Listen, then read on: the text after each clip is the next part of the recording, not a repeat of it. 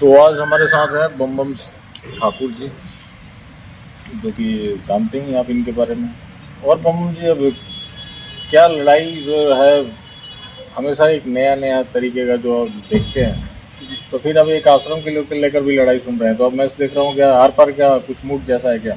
देखिए, बिल्कुल आर पार ही होनी चाहिए, क्योंकि पहले तो हमारे गुरुजी के ऊपर 12 साल पुराना मुकदमा गुजरात में करवा दिया गया, और जिसमें कोई ना मेडिकल रिपोर्ट है, ना कोई ऐसा एविडेंस है जिसके आधार पर ये कहा जाए कि किसी लड़की के साथ में कुछ भी छेड़खानी हुई है। दूसरी बात, लड़की की जो कहानी है वो कोई तारीख भी नहीं बता रही कि किस तारीख को हमारा हुआ, किसी भी दिन हुआ, ना तारीख बता रही है, ना कोई और मेडिकल एविडेंस है, ना कोई अन्य एविडेंस है।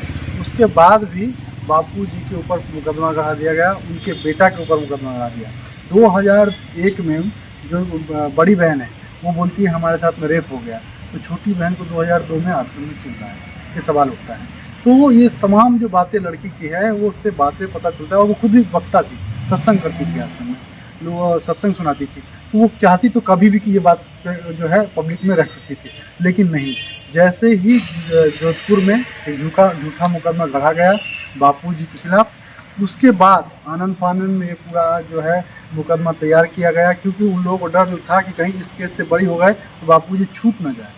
तो इस बात के लिए गुजरात में एक और मुकदमा गढ़ा दिया गया, और उसमें खाली बापूजी नहीं, क्योंकि बापूजी का केस नारायण साईं जी, उनके जो सुपुत्र थे, वो संभालने लगे। तो पुत्र को फंसाने के चक्कर में सोचे कि कहीं पुत्र को फंसाएंगे तो फिर बिटिया बच जाएगी, तो वो कला खड़ा कर सकती है, वो खड़ा हो जाएगी। तो पूरे परिवार के खिलाफ जो है एक षड्यंत्र रच के उनके पूरे परिवार को जेल में रखने का षड्यंत्र जो है किया गया।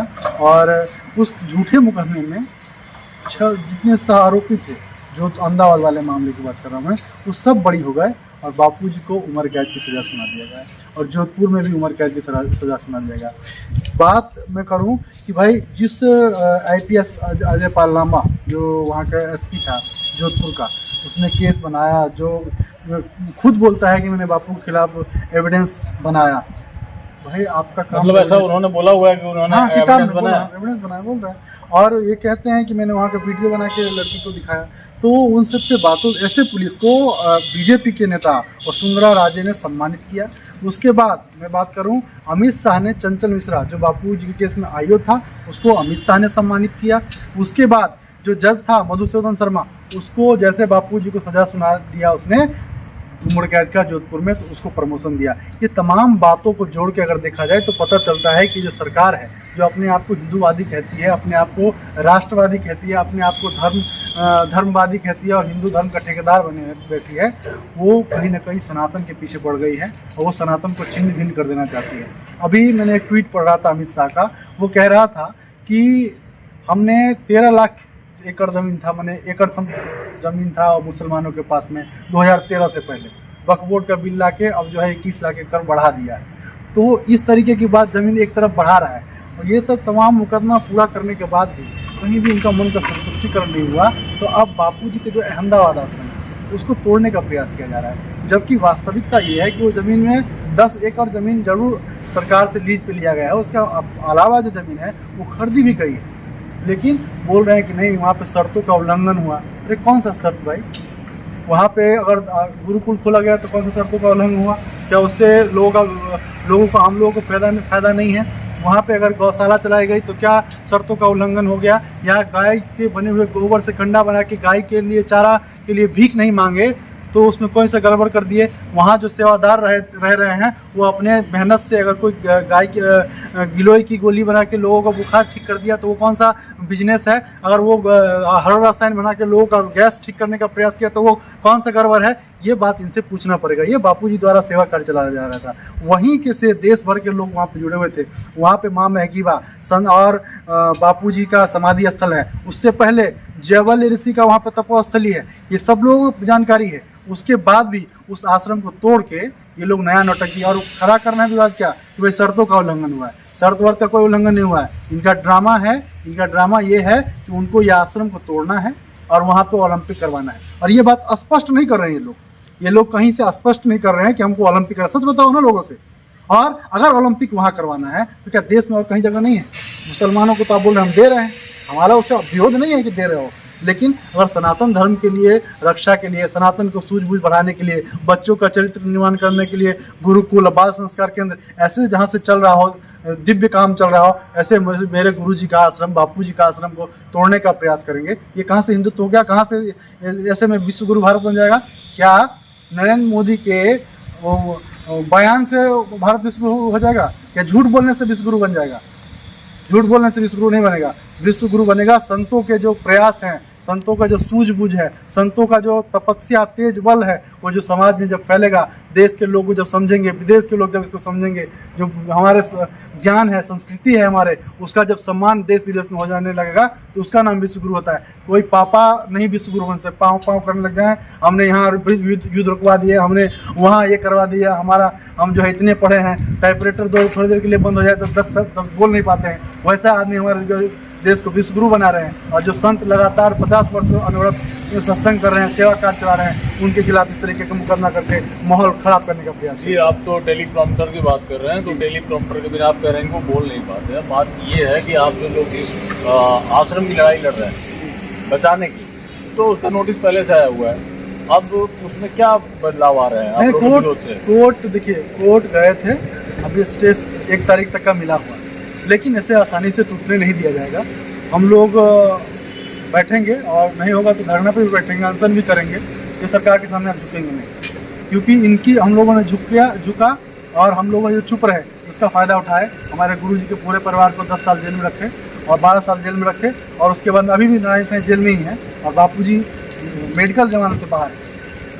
तो अब हम लोग इनके सामने झुकेंगे नहीं, डरेंगे नहीं, इनके खिलाफ मोर्चा खोलेंगे, क्योंकि इस सारे षड्यंत्र के पीछे यही लोग जड़ हैं जो नहीं चाहते कि भैया कभी बापूजी बाहर आए। और इनका ये बात मैं नहीं कह रहा हूँ, इनके गुजरात के गृह मंत्री उस समय का क्या नाम है, प्रदीप सिंह जडेजा, उसका खुलेआम गुजरात विधानसभा में कहना है कि आसाराम बापू और नारायण साईं को हमारे राजकीय इच्छा शक्ति कारण बेल नहीं होने दे रहा है। इसके बाद भी जो बापूजी के भक्त, मोदी के भक्त बने हुए हैं, मोदी के चमचागिरी करते हैं, वो बापूजी के भक्त नहीं हो सकते हैं। ऐसे लोगों के लिए तो मैं यही कहना चाहूँगा, उनको अब धर्म बदल लेना चाहिए, अपना मजहब पंथ बदल लेना चाहिए और कह देना चाहिए कि हम साधक नहीं हैं। तो आप ये कहना चाह रहे हैं कि जो बापू के जो साधक हैं उसमें भी 2 खेमा हो चुका है? 2 खेमा तो क्या होगा, बापू के साधक तो बापू के साधक हैं, लेकिन जो कुछ उसमें घुसपैठी हैं, जो घुस गए हैं उसमें और अपने आप को बापू का भक्त बता के लोगों का मन, जो साधारण आम साधक है जिसको ये सब जानकारी नहीं है, उनको गुमराह करने का प्रयास करते हैं। और वो ऐसी, उनकी संख्या बहुत ज़्यादा नहीं है, मुट्ठी भर है, जिनको अब धीरे धीरे ठिकाना लगाया जा रहा है, धीरे धीरे उनको रास्ते दिखाए जा रहे हैं और अलग बढ़ते जा रहे हैं, सब छिन्न भिन्न हो चुके हैं। तो हम आपसे कहें तो उसके लिए आपका क्या प्लान होगा? किसके लिए आप बात करें? आप आश्रम की बात करेंगे? नहीं, आश्रम की बात नहीं कर रहे हैं हम तो उसकी बात कर रहे हैं जो कि खुद बापू का भक्त कहता है, साधक कहता है, और वो मोदी का भक्त निकलता है। तो उसके लिए आपकी क्या प्रतिक्रिया होगी, क्या प्लान है? तो कैंचीकरण करवा लेना चाहिए, और क्या कहेंगे। तो मतलब आप ये कहना चाह रहे हैं कि आप उनकी कैंचीकरण होनी चाहिए, करवा लेना चाहिए। जो है, देखिए असलियत है ना, सच्चाई कभी छुपती नहीं, ज़्यादा दिन तक टिकती नहीं। तो आप सच्चाई लेकर आ जाओ, कटवा लो भाई, मैदान में हो जाओ, जो करना है करो, सच्चाई बता दो ना कि हम ये हैं, हमारा ये उद्देश्य है। या हम लोग वामपंथी है, या हम लोग जो है ईसाई के धर्म के बदल चुके हैं, नाम हमारा हिंदू वाला है, और हम लोग जो है बापू के वहाँ पर भीड़ में घुसे हुए हैं और वहाँ के जो है भेद लेके जो है विपक्षियों को देते हैं और उसको तोड़ने का प्रयास कर रहे हैं आश्रम को। जो आश्रम टूट रहा है उसका जो विरोध नहीं कर रहा है, कोई आश्रम किसी व्यक्ति का नहीं हो, जो घुसपैठी है उसका आश्रम किसी के बाप का नहीं है, वो आश्रम बापू जी का है, वहाँ पे बापू जी का तपस्या है। तो जो साधक उसको बचाने के प्रयास के बजाय उसका मजाक उड़ा रहा है बचाने वालों का, वो मूर्ख है, उसको दिमाग ही नहीं है, वो भक्त नहीं हो सकता बापू। तो आप ये कहना चाह रहे हैं कि जो कंफ्यूज लोग हैं, जो कि मास्टर स्ट्रोकवादी हैं, जो कि साधक के रूप में मोदी भक्त हैं, तो उनको कैंचीकरण करा लेना चाहिए। और मैं तो ये भी कह रहा हूँ कि जैसे हम लोग अब वीडियो बना रहे हैं, अब वीडियो जब उनके तक पहुँचेगा ना, बिलबिला के निकलेंगे, वैसे भक्त बने रहेंगे।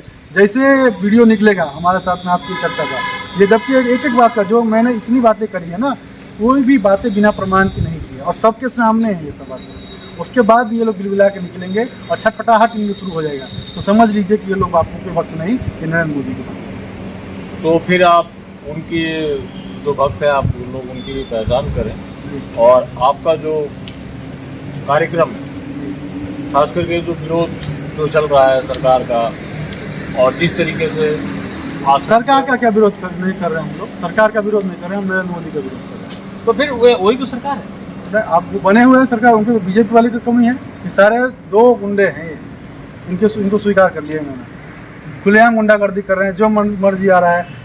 बीजेपी में बीजेपी चलती नहीं है। निर्मला सीतारमण अगर फाइनेंस मिनिस्टर है ना, तो सुब्रमण्यम स्वामी की बात माने तो उनका काम है सिर्फ साइन करना। और कोई रक्षा मंत्री है ना, तो उसका रक्षा मंत्री का काम नहीं है, सब काम मोदी जी करते हैं, उनका काम है बस साइन करना, और बाकी सब सर्वा यही, उन्होंने दोनों पूरे पार्टी पे कब्जा कर रखा है। तो फिर आपका जो, चलिए आखिर में आपसे सवाल करेंगे कि जो अहमदाबाद आश्रम है जी, उस आश्रम को बचाने के लिए अब किस तरह का मुहिम आगे शुरू है? देखिए मुहिम तो शुरू नहीं होगा। हम लोग लगातार बोल रहे हैं, लिख रहे हैं, और जागरूकता आ रही है साधकों में, जगह जगह से साधक अब आवाज़ उठाने लगे हैं। और मुझे पूरा उम्मीद है कि अगर अहमदाबाद आश्रम पे इन लोगों ने बुरी नज़र डाला तो साधक उनके सामने खड़े हो जाएंगे। पहले हम लोग की लाश बिछाएं, उसके बाद वो आश्रम को तोड़ें। बहुत धन्यवाद। और तो ये हमारे साथ है बम ठाकुर, जो कि लगातार आसाराम बापू के मामले में आवाज़ उठाते रहे और आज फिर हमसे टकरा गए। धन्यवाद। तो फिर हम आगे और भी आपसे चर्चा करेंगे, और तब तक के लिए आपसे हम विदा लेते हैं।